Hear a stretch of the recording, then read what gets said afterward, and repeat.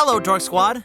I'm Jonathan Cormur, and you're listening to Dorktales Storytime, the podcast for kids and their pop culture-loving grown-ups. And this is an inspiring story about a hidden hero of history. It's a beautiful day for a story, adventure and glory, new friends and old ones too. It's an excellent day to get swept away in a tale, so let us regale you.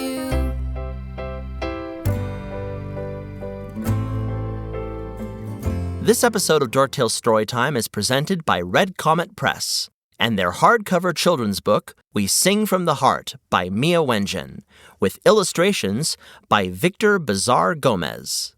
This Junior Library Guild Gold selection inspired this Hidden Heroes of History story. Grown-ups, you can purchase this beautiful book on Amazon, Barnes & Noble, or from your favorite independent bookstore. Be sure to check the show notes for more information. I simply can't decide. It's impossible. Howl at the Moon Records has too many amazing albums for sale.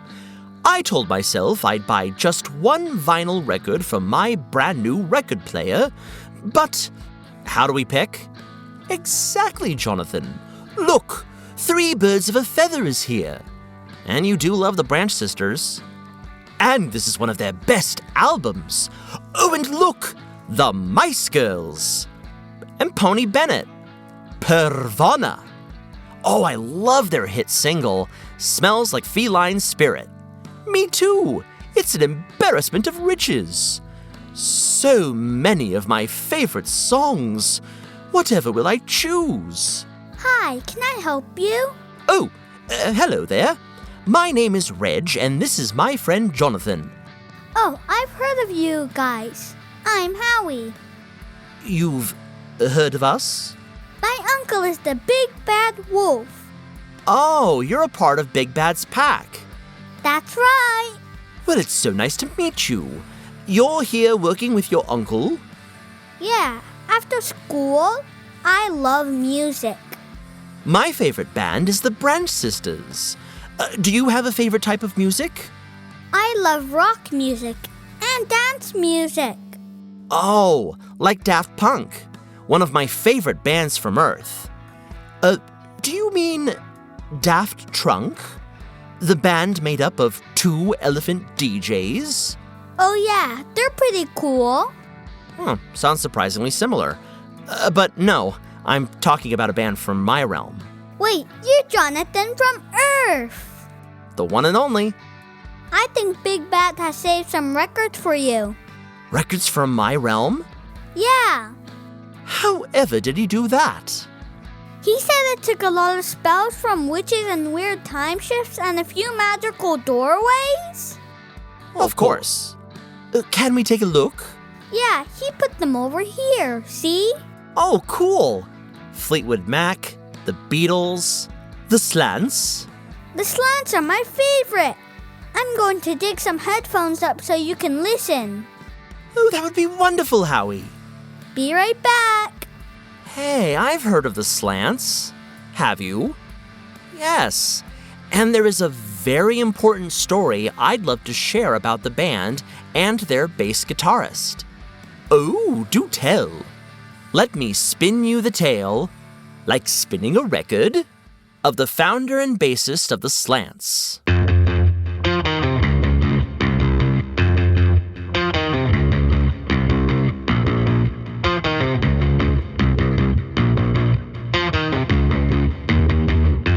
Simon Tam.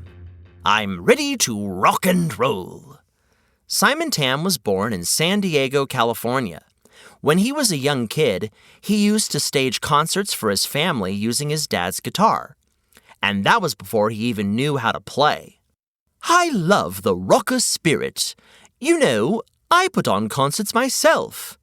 Yeah, you do throw a great concert, Reg. Why, thank you. I loved the Cutting Edge concert series. Oh, and Reg's Rockapalooza. Yes, we really boogied at both of those. Simon discovered his love of pop music looking through his dad's record collection. We're starting our own record collection today. It truly is inspiring to see all of this creative work in one place. Yes, eventually, Simon was inspired enough to learn an instrument. He decided on the bass. I love it, holding down the beat. Music was always a safe space for Simon. He was bullied growing up, oftentimes because he is Asian American. He also saw that his family members received the same unkind and unfair treatment. So, music helped him through it? It did, and eventually, so did his incredible activism. That's when people work together to make the world a better place by standing up for what they believe is right. And we'll get to that part of Simon's story soon. Ooh, I can't wait! Simon went to college on a scholarship to study philosophy and religion, but he eventually felt that he was on the wrong path. So he gave up the scholarship to pursue his passion of music. The dedication to the beat. He moved to a place called Portland, Oregon, and joined a band called the Stivs. Oh, I think you mean the Slants. See? Look at the cover of this record Big Bad got for you. It clearly says the Stivs were his first band after leaving school. But you're right. The Slants were the band that really kicked off his career, in music and beyond. Oh, I see. Well, we already have so much in common. I've also been in many bands. The Merry Band of Bremen. Oh, I remember. And I was in a polka band for a time called the Papa Pals. That was a wonderful experience. That does sound fun. I sang backup for the Gull Boys. I wonder if there is a Gull Boys record here. Incredible summery music with lots of harmonies. Oh, Reg, how do you find the time? I'm just that amazing, I suppose. Well, I know that's right. Aw, shucks. Anyways, eventually, Simon noticed that there wasn't a lot of Asian American representation in music, or really any media, unfortunately. Not in television or movies either? Not really. He decided he wanted to change that. And that's when he started the band. That's correct. He started an all-Asian American band called the Slants. And where did the name come from, Jonathan? Well, Asian people are often made fun of for having slanted eyes. But that's terrible. That would be like you making fun of my quills. It's not a bad thing to have quills. They are just a part of me. Oh, I agree, Reg. No one should be made fun of for how they look. Simon wanted to reclaim the negative stereotype, or in other words, turn that bad idea around and make it into something positive and celebratory. So he named the band the Slants. Marvelous! But Simon had to fight to keep the name of the band. Oh, really? He couldn't just claim it? The Gull Boys had no trouble with their name at all. And now they are known as the best birds for brilliant beach tunes according to Bill's board of chart toppers. Well, Simon found out that there was already a band called the Slants, so he decided to seek a trademark for the name. Is that like a patent that inventors get for their creations? Yes, it's when a company, person, or group legally signs up or registers certain words or images to protect them. Simon wanted to register the name, the Slants, so that only he and his bandmates could use it. I see. He had to register the name with the United States Patent and Trademark Office, and it should have been a simple-to-approve request, but the trademark was rejected because the officials at that office said the name was racist. And we've learned that racism is when people are treated unfairly because of their skin color, identity, or background. That's right. Simon was confused because he had an all-Asian American band that was trying to reclaim the word and take away its ability to be hurtful. There were other non-Asian people who were allowed by the trademark office to use racist terms, so he didn't understand why they said no to his application. Well, I say. Yeah, it was pretty bad, Reg. But Simon was determined. He decided to bring his case to court. Fighting for what's right. That's activism, Reg. And winning? Well, they didn't win? Well, no, not at first. He shared evidence to fight back against the decision, like testimonies from dictionary experts, community surveys, and even letters from Asian American leaders. But his appeal to get the decision overturned was rejected. Oh, no! Oh, but wait. Yes? The band name on this record is the Slants, so it had to have worked at some point, right? The case went all the way to the Supreme Court. Did you say Supreme? Ooh, that sounds very important and very scary. The Supreme Court is known as the highest court in all the land. It makes decisions that all other courts across the country have to follow. However did Simon get the courage to go there? There were a lot of people, especially young people, who were very inspired by Simon's quest to trademark his name and fight for fair representation in music. Kids were also inspired by seeing him play with his band. So that might have encouraged him to take the fight all the way to the top? That's right. So what happened? What happened? I'm so glad you asked. After an 8-year fight, Simon took the case all the way to the Supreme Court. Over 1,000 people showed up at the steps of the courthouse to show their support for Simon. People even spent the night outside to make sure they were there for the result. Wow!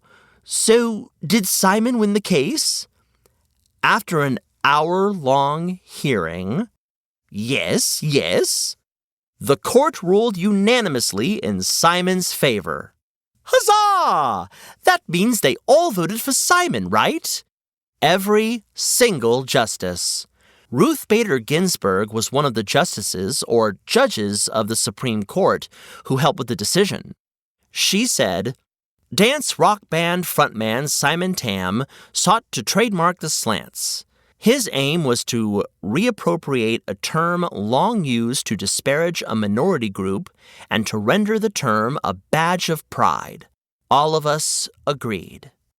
Well, they were right. Agreed. Simon Tam was fighting for Asian Americans to reclaim a word that had been used against them. But it turned out to be an incredibly meaningful case for the free speech of all communities. That is spectacular. That is marvelous. That is rock and roll. And Simon Tam didn't stop there. He continued touring with the Slants until 2019. Then he co-founded the Slants Foundation, an organization that uses the arts and activism to change the world.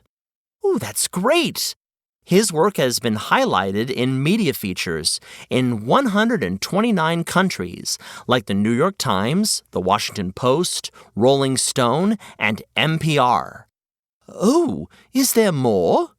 He works with world leaders and big companies to encourage inclusivity, and he joined other celebrities on a big anti-bullying campaign with the President of the United States, Barack Obama.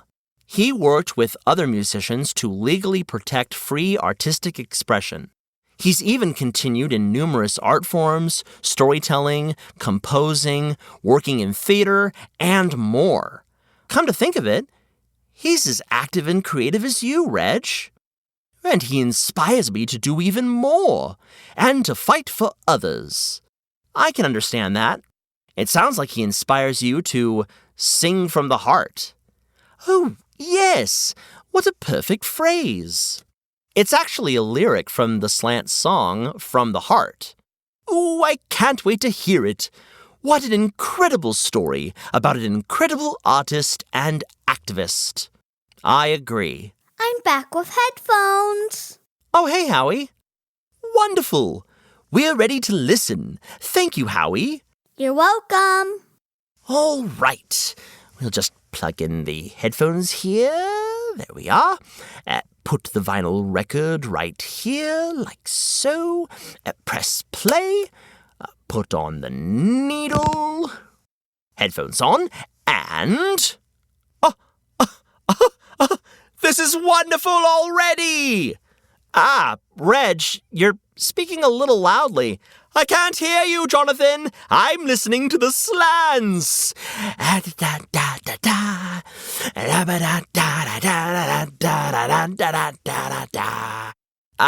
Well, he might be doing that for a while. I think we'll definitely be taking the Slants record, though. Jonathan, I think we should buy the Slants record! See what I mean? We can ring that up for you. Oh, also, do you have any records by the Gulls? Reg really got me in the mood for some beach-worthy tunes. Oh yes, right over here in our Fun in the Sun section. Totally tubular! Sorry, I couldn't help it. I see what you did there. All right, Howie, lead the way. I love music!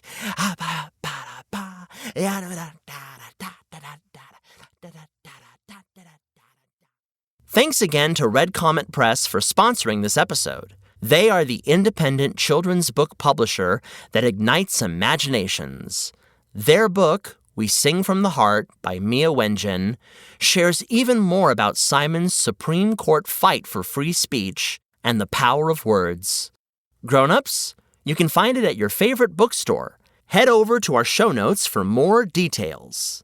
Dorktales Hidden Heroes of History is a John and Character production. This episode was written and produced by Molly Murphy. Howie was voiced by Asher Kim from the Culture Kids podcast. All other characters were performed by Jonathan Cormur. Sound recording and production by Tremaine Hamilton at Hamilton Studio Recordings. Reach out to us on Instagram or email us at dorktalestorytime@gmail.com. Find links in the show notes or go to dorktalestorytime.com. Now, go be the hero of your own story, and we'll see you next, Once Upon a Time. So